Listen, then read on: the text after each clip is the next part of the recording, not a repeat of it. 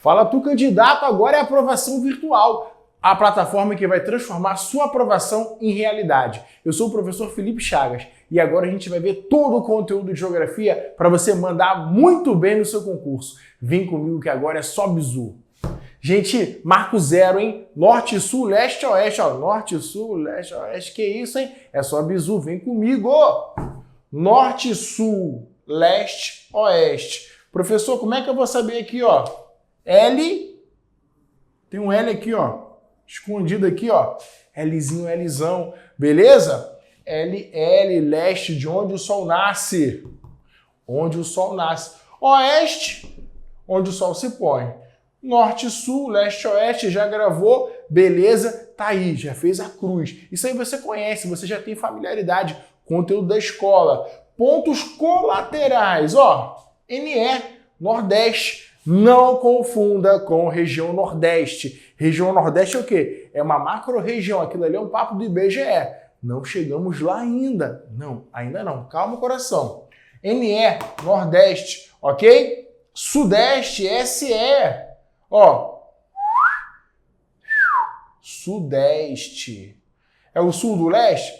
Aí, será que é? Então, Nordeste, Sudeste. E para cá, Noroeste. Noroeste, ó, norte mais oeste, noroeste. E aqui embaixo, sudoeste. Beleza? Já gravou? Maravilha, né? Isso é muito fácil. É um conteúdo que é a base da base da base. A tua prova não vai te pedir isso, mas é um conteúdo que você tem que ter para pegar questões cada vez mais complicadas. São questões que costumam cair mais na SpaceX do que na ESA, mas é de suma importância porque isso é o alicerce da sua aprovação, é o alicerce do seu conteúdo de geografia. Agora vamos às características do território brasileiro, nosso Brasilzão, hein? Quinto maior país do mundo, olha só a moral, quinto maior país do mundo, não é para qualquer um. Isso é importante saber por quê. Um grande território oferece grandes possibilidades de ocupação, de povoamento, a responsa é maior na questão da defesa, e oferece mais possibilidades na questão de exploração de recursos naturais. Isso se traduz em ganhos financeiros. Então, um grande território a gente pode entender como possibilidades de extração de recursos naturais, desenvolvimento econômico do país. Isso acontece? Com certeza, porque o Brasil é rico em recursos minerais. O Brasil também tem a maior costa do Atlântico, 7.000 quilômetros de litoral. Olha a responsabilidade de defender todo esse litoral. E aí? Não é sinistro? 7.000 quilômetros de litoral são possibilidades de... Fala aí. Isso aí que você pensou, perfeito. Extração de petróleo, extração de gás natural, que são combustíveis muito importantes para o desenvolvimento de qualquer país. Mas o que? Fala aí. Isso, sal, perfeito. Pescado, muito bom. Pescado é importante por quê, gente? Segurança alimentar. E segurança alimentar, qual o conceito?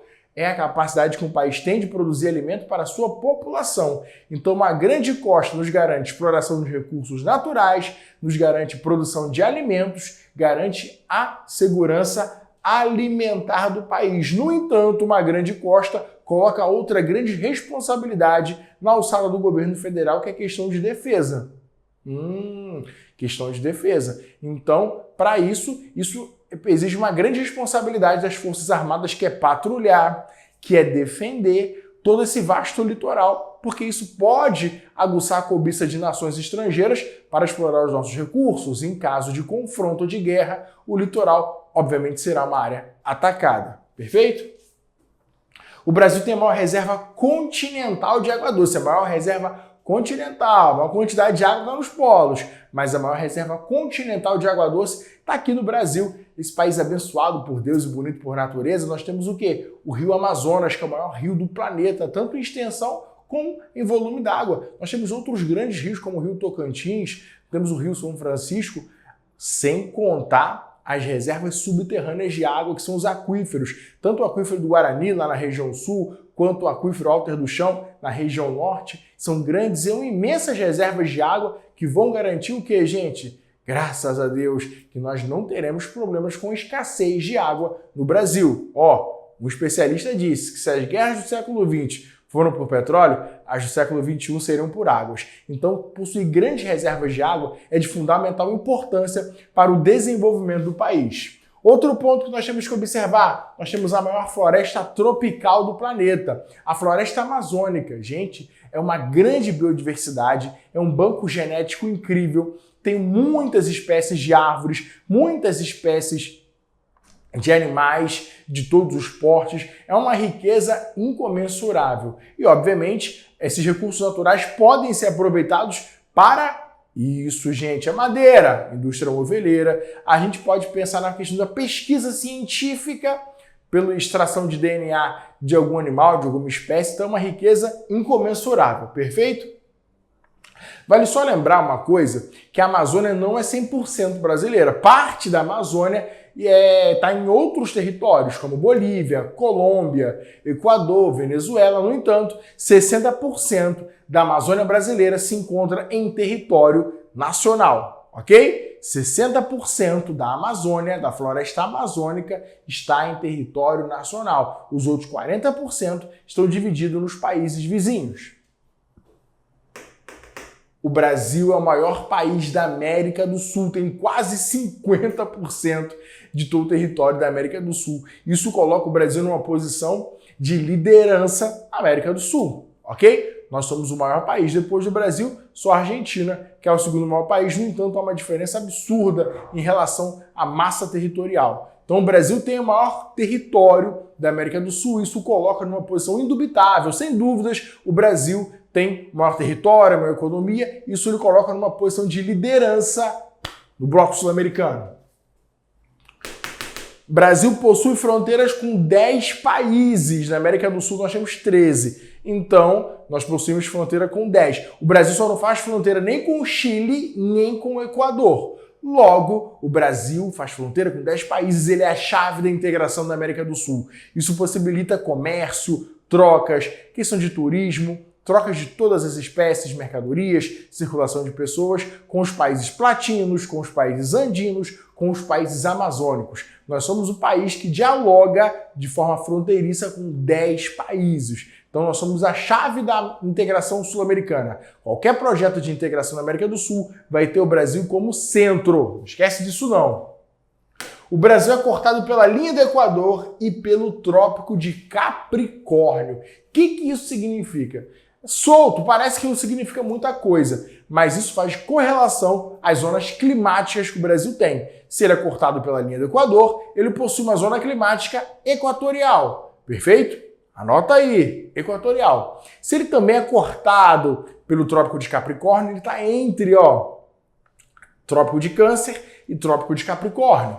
E isso coloca o Brasil numa outra zona climática que é zona intertropical ou tropical. No entanto, 8% do território está abaixo do Trópico de Capricórnio. Então, é uma zona climática subtropical. Equatorial, tropical, subtropical, subtropical, subtropical. Bizu aí de zona climática e clima daqui a pouco, hein? Calma o coração.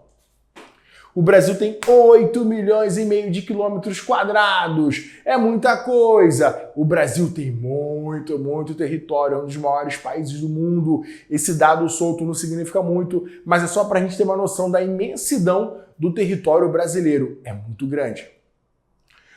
Agora vamos analisar os pontos extremos do território nacional. Isso já foi cobrado em prova e é importante você saber. Ao norte, Monte Carburaí, em Roraima. Lá em cima. Lá no sul, Arroio Chuí, no Rio Grande do Sul. A parte leste, Ponta Seixas, no estado da Paraíba.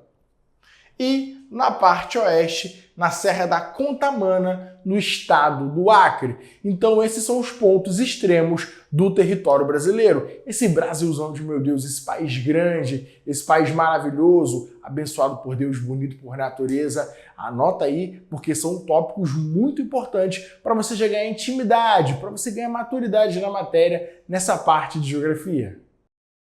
Formação do território nacional. Agora é hora de entender como aquele país pequeno, delimitado pelo Tratado de Tordesilhas, se tornou o 5º maior país do mundo. Vem comigo que agora é só bizu. Você percebe aqui o Tratado de Tordesilhas reservou a Portugal uma parte muito pequena, muito diminuta. Essa parte aqui, ó, essa faixa a leste. No entanto, atividades desenvolvidas pelos colonos, encorajados pela vontade de conhecer o território, desbravar, conhecer novas fontes de ouro, de pratas, como os espanhóis estavam tendo acesso, fizeram eles se embrenharem Brasil adentro e, obviamente, esse povoamento do interior conduziu a uma dilatação territorial, uma hipertrofia do território, e a gente vai entender quais foram os vetores que possibilitaram esse crescimento. Eu vou chamar isso de vetores de expansão do território, ok? O primeiro, obviamente, é o gado. O gado vai ser uma atividade secundária à cana-de-açúcar. A atividade da cana-de-açúcar vai ter protagonismo no Nordeste, no litoral, mas ao interior nós temos a criação de gado. É importante lembrar que Tordesilhas é uma linha imaginária, então ela não representava um obstáculo ou limite à penetração do colono nas terras ao interior. Então, no litoral nós temos o cultivo da cana, no interior temos o gado. É importante lembrar outro ponto, que a relação de trabalho da criação de gado era o quarteamento. Então, esse vaqueiro que cuidava dos bois do dono da boiada, a cada 4 bois, o quarto era dele. E, obviamente, ele procurava um terreno mais ao interior para cuidar dessa boiada. Boiada vem, boiada vai, e o território vai só crescendo. Então, a criação de gado é um dos vetores de expansão do território nacional. Outro ponto importante é o bandeirismo. As bandeiras são expedições que saem de São Paulo, são expedições particulares que saem de São Paulo, Brasil adentro, procurando metais preciosos, procurando ouro, prata, quiçá diamante, e elas vão ser responsáveis pelo reconhecimento do território, pela interiorização do povoamento. É importante lembrar que as bandeiras vão criar pequenos núcleos de povoamento do território adentro que vão amadurecer e vão se tornar cidades. Essas cidades serão responsáveis pelo crescimento e pelo povoamento do interior. Ok? Lembrando que Tordesilhas é uma linha imaginária, não representava obstáculo nenhum à penetração do colono no interior. Drogas do sertão. É importante lembrar que no século XVI a ideia de sertão refere-se à mata fechada. Digamos aqui, ó, na Amazônia, na região norte, temos presença de jesuítas que vão usar a mão de obra desses índios para extrativismo vegetal. Castanha do Pará é um dos exemplos desses produtos coletados e exportados. É legal lembrar que drogas do sertão pode aparecer na sua prova como especiarias do Ocidente. Outro ponto que é importante, mineração. A mineração na região central mineira, hoje equivalendo ao território das Minas Gerais, Mato Grosso, Goiás, a atividade mineradora tanto do ouro quanto do diamante vai provocar um grande povoamento no interior, nessa parte central do território. Ela faz o quê? Ela traz mais gente do litoral para essa parte interna, aí, obviamente, o Tratado de Tordesilhas não tem nenhum peso e a população brasileira só vai ocupando o interior, os territórios espanhóis, e o Brasil vai ganhando esse formato. É notório que a gente percebe que esse desenho que o Brasil tem hoje, ele vai se formar num outro tratado que ocorreu entre Brasil e Portugal, que é o Tratado de Madrid. O Tratado de Madrid, que ocorre em 1750, vai deixando o território com o formato que ele tem hoje.